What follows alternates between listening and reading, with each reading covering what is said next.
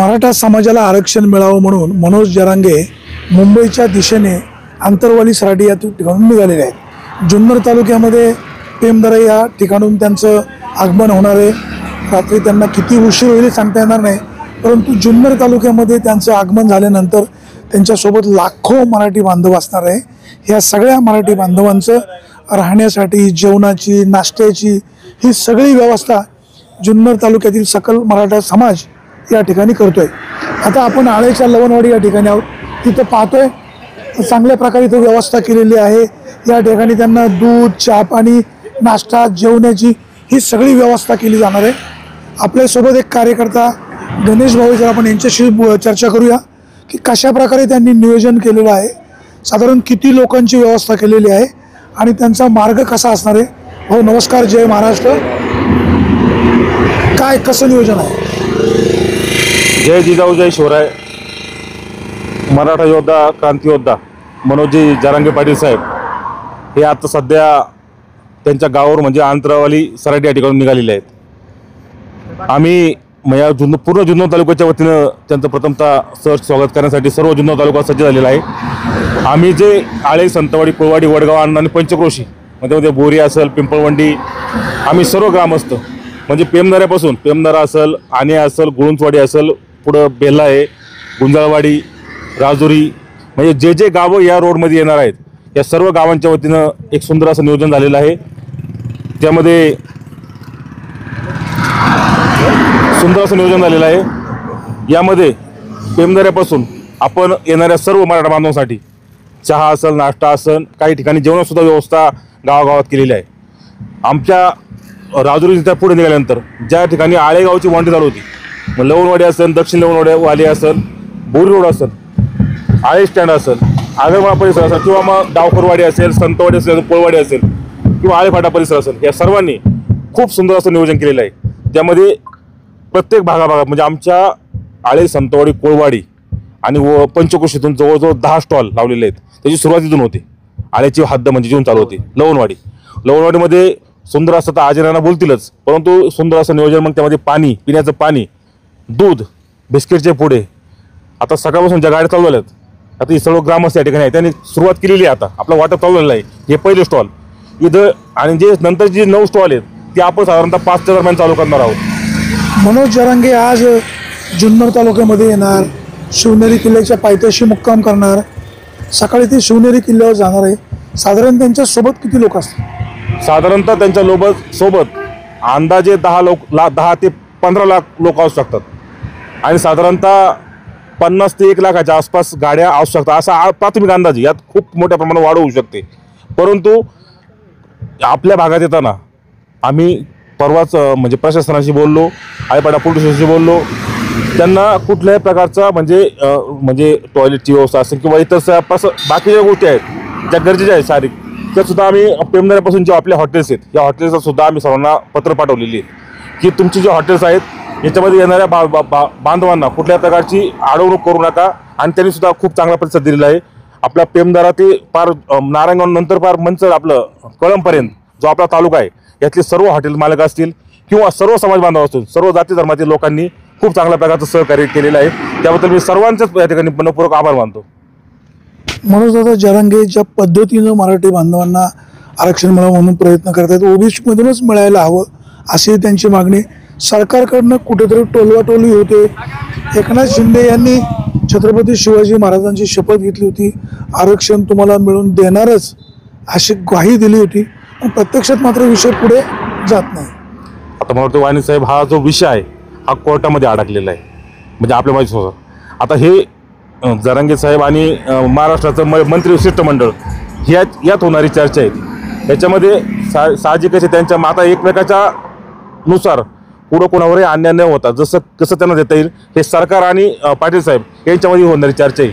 आम्ही आमचे छोटे कार्यकर्ते, आमचं नियोजन एवढंच आहे की आलेल्या सर्व मराठी बांधवांना चहा असेल, पाणी असेल, नाश्ता असेल किंवा त्यांच्या बाकीच्या सोयी पुरवणं हे आमचं प्रथमतः काम आहे, आणि आम्ही त्या निमित्तानं सज्ज झालेलो आहोत। जरांगे पाटील यांचे सहकारी म्हणजे मराठा बांधव साधारण जुन्नर तालुक्यामध्ये एंट्री करायला किती वाजता सुरुवात होईल आणि किती वाजेपर्यंत तुमचं हे नियोजन असणार आहे?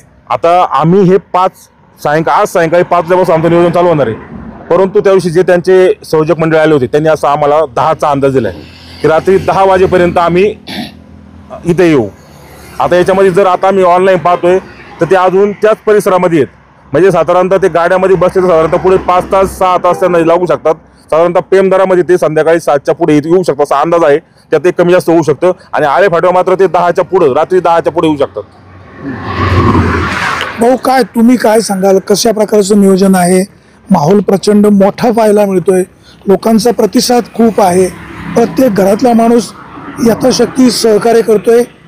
मराठ्यांना आरक्षण मिळायला हवं, आमचा याच्यामध्ये खारीचा वाटा आहे असं पाहायला मिळतं. प्रतिसाद किती आहे म्हणायचं तर आम्ही 3-4 दिवस गेले, नानाशेठ झाला, आम्ही सगळे तिकडचं शिष्टमंडळ येतंय. किती लोक येतील, साधारणतः किती लोकांचं नियोजन करायचं याच्यासाठी आमचा सतत प्रयत्न चालू आहे. पण किती लोक येणार याचा अजून पण अंदाज लागत नाही, कारण ही लोक येतील ही सुनामी सारखी येतील. सुनामी लाटेत किती पाणी येईल, किती वेगाने येईल जसं कोणी सांगू शकत नाही. त्याप्रमाणे ही किती लोक येतील त्याचा कोणाला अंदाज लागत नाही. पण आम्ही साधारणतः 1-2 लाख पाणी बॉटल, तेवढ्या प्रमाणात बिस्किट, चहा किंवा दूध असं नियोजन इथून लवणवाडीपासून तर आळे चौकापर्यंत एक 9 स्टॉल लावून आम्ही साधारणतः नियोजन केलेले आहे. आणि वाटा म्हणाल तर समाजातल्या प्रत्येक घटकाचा या ठिकाणी वाटा आहे. आम्ही कुठल्याही प्रकारची रोख स्वरूपात मदत या ठिकाणी घेतली नाही. कुणी पाणी बॉटलचं बॉक्स दिलंय, कुणी बिस्किटचं बॉक्स दिलंय, असे ज्याच्या त्याच्या यथामती यथा अवकाश कुणी 100 रुपयाची सुद्धा देणगी या ठिकाणी दिलेली आहे. आणि विशेषतः सर्व समाजांचा सुद्धा यामध्ये सहभागी. या ठिकाणी ओबीसी समाजाचे प्रीतम शेठ काळे त्यांनी सुद्धा 1 टन साखर या उपक्रमासाठी दिलेली. म्हणजे नेताजी दादा डोके यांनी सुद्धा 50 बॉक्स बिस्किट इथं दिलेले आहेत. प्रसन्न अण्णांनी या ठिकाणी 10 बॉक्स पाणी दिलेले, 100 बॉक्स पाणी दिलेले. म्हणजे सगळ्या समाजातून सगळ्या स्तरावरून या आंदोलनाला पाठिंबा मिळतोय, कारण हे आंदोलन काही कोणाच्या विरोधातलं नाही. म्हणून या ठिकाणी अतिशय चांगला प्रतिसाद आम्हाला पाहायला मिळतो. नाना, तर तुम्ही काय सांगाल, तुम्ही सकल मराठा समाजाच्या वतीने संपूर्ण तालुक्याचं नियोजन पाहता, साधारण किती लोक येतील आणि नियोजन कसं असणार आहे? अंदाजे काही सांगू शकत नाही, पण साधारणतः आम्हाला तरी वाटतंय तर आंतरवाले वस्तू सकाळच्या ज्या आपण मीडियाच्या जे रिपोर्ट पाहतोय तर साधारणतः त्या भागातून 30 ते 40 लाख लोक निघतील असा एक अंदाज वाटतोय. त्या सगळ्या प्रत्येकाच्या बाईट ऐकलं तर तेवढा समाज नक्कीच निघेल. त्याचप्रमाणे अहिल्यानगरमध्ये सुद्धा काही लोक आहेत आणि सकाळपासून गाड्या चालू झाल्या आहेत. आमच्या लवणवाडी ते सकाळीच 2 गाड्या येऊन गेल्यात, त्यांना आम्ही पाणी वाटप सुद्धा केलेलं आहे. आता मनोज जरांगे यांच्या आंदोलनात जेवढी लोक सहभागी होणार आहे त्यांची तुम्ही व्यवस्था पाहणार आहे, नियोजन पण चांगलं होणार आहे. मुंबईला जे आंदोलन होणार आहे तुम्ही सोबत असणार? हो, आम्ही त्यांची सगळी व्यवस्था केल्यावर आम्ही 29 ऑगस्टला तिकडे जाणार आहे. आता हे आंदोलन म्हणजे मराठा समाजाला आरक्षण मिळावं, मराठा समाजाची मागणी आहे, परंतु इतरही बहुजन समाज पाठिंबा देतोय. काय तुमच्या भावना? आमच्या म्हणजे आम्ही बाहेरचं नाही सांगू शकत, पण आमच्या जुन्नर तालुक्यातून प्रत्येक समाजाचा या आंदोलनाला येणाऱ्या लोकांसाठी प्रत्येकाचा वाटा आहे. जसे अभिषेक शेट्टी सांगितलं की नेताजी दादांनी दिलं, प्रसन्न अण्णांनी दिलं, प्रीतम शेठ काळ्यांनी दिलं, अशी बरीच लोक आहे. आळे फाट्यावरती का स्वयंपूर्तीने त्यांनी सगळ्यांनी ज्या ज्या गोष्टी त्यांना लागतील त्या स्वयंपूर्तीने आणून दिलेल्या आहेत. त्याचबरोबर मराठा समाज जो येणार आहेत त्यांना एक विनंती आहे की आपण जुन्नर तालुक्यात ज्यावेळेस पेमदारा येथून एंट्री करतो त्या ठिकाणापासून तर जुन्नरच्या प्रत्येक ठिकाणी आपण रस्त्याच्या कडेला जो हॉल असेल, जे शाळा असेल, मार्केट यार्ड असेल, तेथे आपली सर्वांची राहण्याची, सकाळी आंघोळीची, वॉशरूमची सगळी सुविधा केलेली आहे. तरी सर्वांना विनंती आहे की सर्वांनी जुन्नर येथेच जावा, असं काय आग्रह धरू नका, कारण तिथे काही जागा होणार नाही. तेव्हा आपण जुन्नर तालुक्यात एंट्री केल्यानंतर जिथे जिथे आपल्याला सोय केलेली आहे त्याचे जिथं सोय आहे त्याचे काही ठिकाणी बॅनर पण लावलेलंच आहे की आपण तिथं प्रत्येकाने मुक्कामाची व्यवस्था करावी. आपण सकाळी वाटलंच तर भल्या पहाटे 4 वाजता उठून शिवनेरीचं दर्शन घेण्याकरता गेले तरी चालेल, अशी आपणा सर्व मराठा समाज बांधवांना विनंती करतो. एक मराठा लाख मराठा. मला सांगा, लाखो मराठी लोक सोबत असणार आहे, प्रशासनाकडून कशा प्रकारचं सहकार्य आहे? काही वाहतुकीचे मार्ग काय बदललेत का? हो, अहिल्यानगरपासून ते आळे फाट्यापर्यंत येणारा मार्ग आहे तो त्यांनी साधारणतः संध्याकाळी 5च्या नंतर बंद करायचं ठरवलेलं आहे, तसं आम्हाला आमच्या आळेफाटा पोलीस स्टेशनला सांगण्यात आलेलं आहे. आता हे मराठी बांधव मोठ्या संख्येने येणार, तुम्ही सांगता ठिकठिकाणी त्यांची व्यवस्था केलेली आहे, परंतु एखाद्या मराठी बांधवांना जर काही अडचण आली तर तुमचे काही कोणाचे मोबाईल नंबर वगैरे त्यांना तुम्ही उपलब्ध करून दिलेत का? हो, 100% तसं नियोजन झालेलं आहे. आमचे स्वयंसेवक येणाऱ्या सगळ्या समाजात थोडासा वेगळा पेहराव करून आम्ही त्यांना संध्याकाळी सगळ्यांना आवाहन करणार आहे का असे पेहरावाचे आमचे स्वयंसेवक आहेत. तुम्हाला काही अडीअडचण आली तर तात्काळ त्यांना भेटा. तुम्हाला सगळ्या अडचणींना सामोरं जायला आमचा जुन्नर तालुक्यातील सकल मराठा समाज तयारीत आहे. आज खऱ्या अर्थाने जरांगे पाटलांची जी अमरण उपोषणासाठी रॅली या ठिकाणाहून जात आहे आळेफाटा परिसरातून, तर या ठिकाणी खऱ्या अर्थाने मी सर्व असणाऱ्या मराठी बांधवांना या ठिकाणी विनंती करतो का आपण सर्वांनी आपापल्या स्टॉल उरकल्यानंतर खऱ्या अर्थाने ज्या टायमाला जरांगे पाटील आळेफाट्याच्या मेन चौकामध्ये उपलब्ध होणार आहेत त्या टायमाला सर्वांनी एक नागरी सन्मान त्यांचा या ठिकाणी सर्व आळेफाटा परिसराच्या पंचक्रोशीतील ग्रामस्थांच्या वतीने होणार आहे. त्यासाठी सर्व मराठा समाजाच्या तरुण आणि सर्व जाती धर्माच्या बांधवांना विनंती असेल का आपण त्या ठिकाणी सर्वांनी यावं आणि पाटलांचं स्वागत करण्यासाठी आपण सन्मान करण्यासाठी उपस्थित राहावं. एवढ्या मोठ्या प्रमाणात लोक येणार आहे, तालुक्यामध्ये तयारी कशी झाली? तालुक्यामध्ये खूप छान तयारी झाली आहे. सुरुवातीपासून पेमदाऱ्यापासून आमच्या ठिकठिकाणी बैठका झाल्यात आहे. तर पेमदाऱ्या या ठिकाणी त्यांनी आमटी भाकरीचं नियोजन केलेलं आहे. बेल्ला या ठिकाणी लापशीचं पण नियोजन केलेलं आहे. तसंच पुढे आल्यानंतर आळेगावात आम्ही संध्याकाळचा टाईम आहे 10 ते संध्याकाळी 8पर्यंत आम्हाला टायमिंग दिलं का या टायमिंगपर्यंत सर्व मराठा बांधव इथून जातील. त्या अनुषंगाने आम्ही इथे साधारणतः 1000 लिटरचं दुधाचं नियोजन केलेलं आहे. ते प्रत्येक ठिकाणी 9 स्टॉल आहे. त्या 9 स्टॉलच्या प्रत्येक याच्यावरती आपण दूध गरम केलं आहे. त्याचबरोबर त्यांचा बिस्किट पण आहे तिथं. त्याबरोबर 2 लाख पाण्याच्या बाटल्या पण आपण तिथं तयारी ठेवलेल्या आहेत. त्याबरोबर जरांगे पाटलांच्या स्वागतासाठी आळेफाट्याच्या चौकाच्या अलीकडे 20 JCB आणि आळेफाट्याच्या चौकाच्या पुढं 20 JCB असं आपण त्यांचं जय्यत तयारीचं सगळं कार्यक्रम केलेला आहे.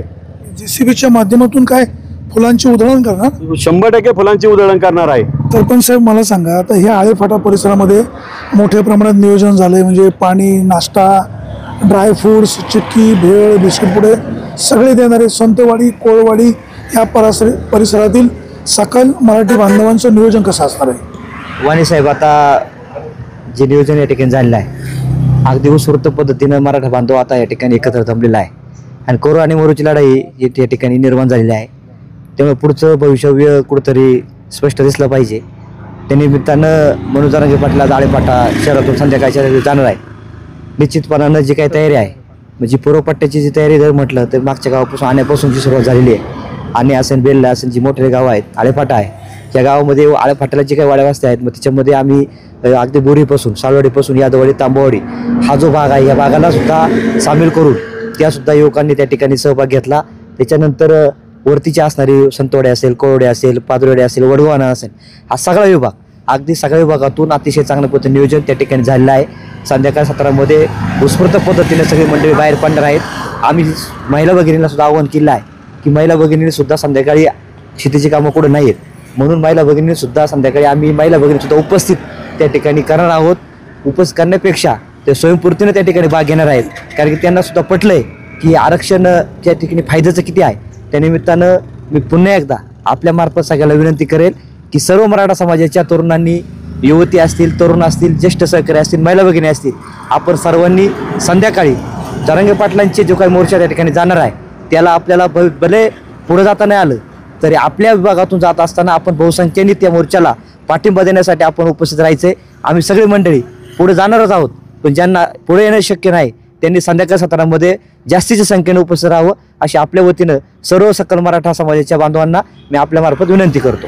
एक मराठा, लाख मराठा, अरे कोण म्हणता घेत नाही, घेतल्याशिवाय राहत नाही. मनोजदादा जरांगे 29 तारखेला मुंबई या ठिकाणी ज्या पद्धतीनं आंदोलन करणार आहेत त्यांना संपूर्ण महाराष्ट्रामध्ये प्रचंड प्रतिसाद मिळतोय.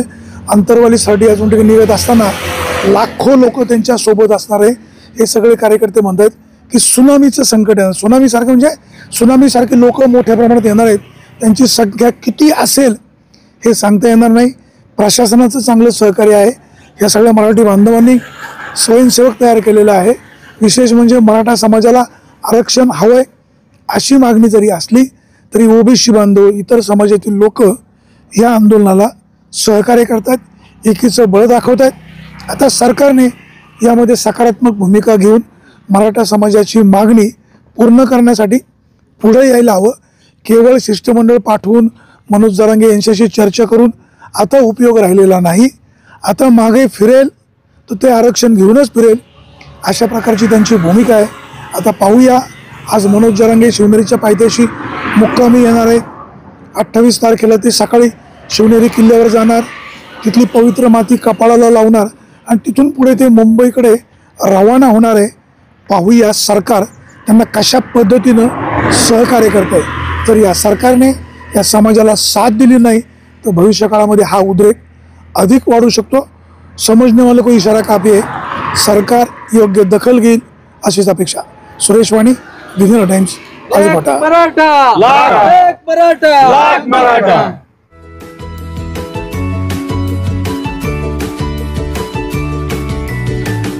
बातम्या शेतीच्या, बातम्या मातीच्या, बातम्या अन्यायाच्या, गुन्हेगारीच्या,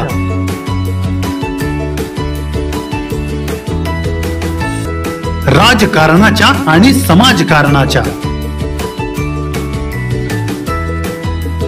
शोषणाविरुद्ध बुलंद आवाज, जनसामान्यांच्या हुंकाराची गाज, सत्कार्याला प्रोत्साहन, दुष्कृत्याला अनुशासन,